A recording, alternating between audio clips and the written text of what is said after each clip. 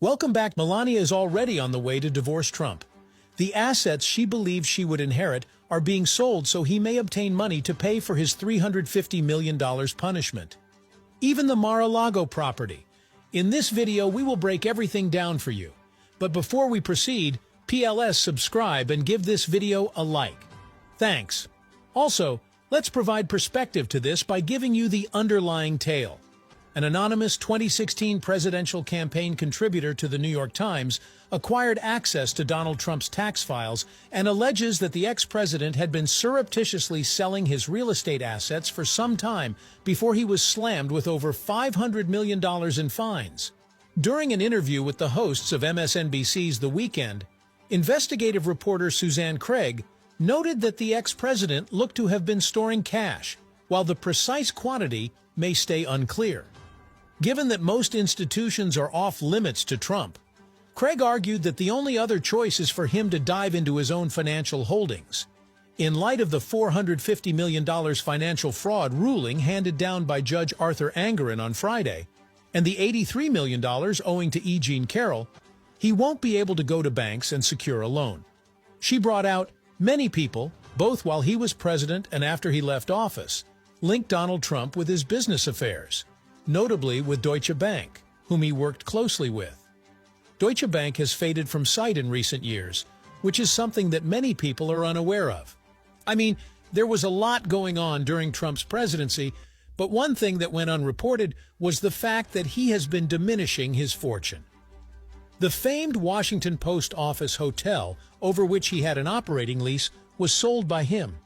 He sold the operational lease to a golf course he held in New York. Another thing he's been doing is selling off his New York City condominiums and other assets beneath the radar. He liquidated his Los Angeles mansion. He has been keeping the money he has been selling down. How much precisely he has in his hands is a mystery. About $400 million, she remarked last year, questioning the amount of cash on hand. She always treads cautiously. She cautioned, "Any given day it may be nothing. The next, it may be 200 or 300 million depending on what he needs to pay for." While our awareness of his financial condition is limited, we are aware that he has been liquidating assets that may have produced cash. Now he's selling shoes. He may have a bit more cash than he had, she added. According to Indy 100's reporting on Saturday, February 17, 2024, a strong Trump admirer has created controversy by starting a $355 million Gundam campaign in protest to a recent court judgment. This move followed a long court dispute in which Trump and his allies were obliged to pay a large sum in response to fraud accusations.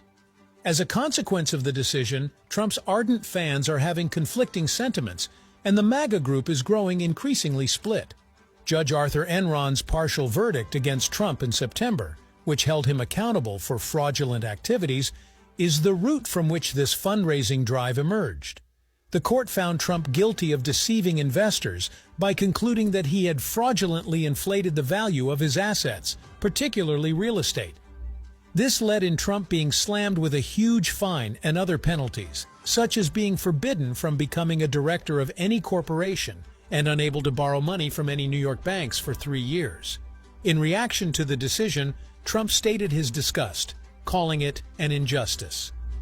With his Mar-a-Lago house as his background, he stated, "A corrupt state court in New York recently ordered that I must pay a fine of $355 million for having developed an amazing company.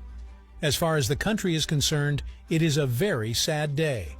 Interestingly, Grant Cardone, a private equity businessman, and his wife Alina, a staunch Trump admirer, decided to establish the ambitious Go Fund Down campaign in his honor. The endeavor, which Cardone termed a Stand with Trump Fund, the $355 million unjust judgment, asked Americans to back Trump in his battle against what he perceived as biased judicial authority.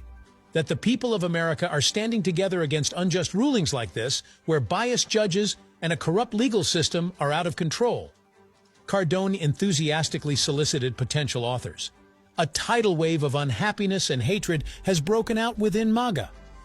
Notwithstanding Cardone's heartfelt plea, opponents of the campaign have referred to issues about the crowdfunding platform's credibility as their rationale. Controversial figure Laura Loomer, who was previously banned from social media, slammed Gundam, accusing it of being biased toward right organizations and Trump. Gundam is anti-Trump and liberal, Loomer added, illustrating the lingering skepticism among Trump supporters. Loomer is not alone in his mistrust.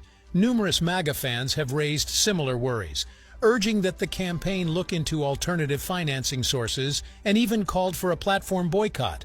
Donations from devoted Trump supporters throughout the country have flooded in, giving major financial support for the campaign. Despite the upheaval and disappointment, donations to the initiative have varied from tiny sums to bigger ones.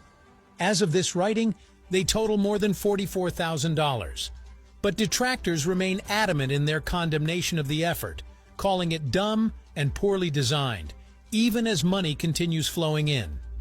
Even Trump's most enthusiastic fans are being called into question by detractors who say it's preposterous that he is asking for donations to pay for his rich businessman's legal issues.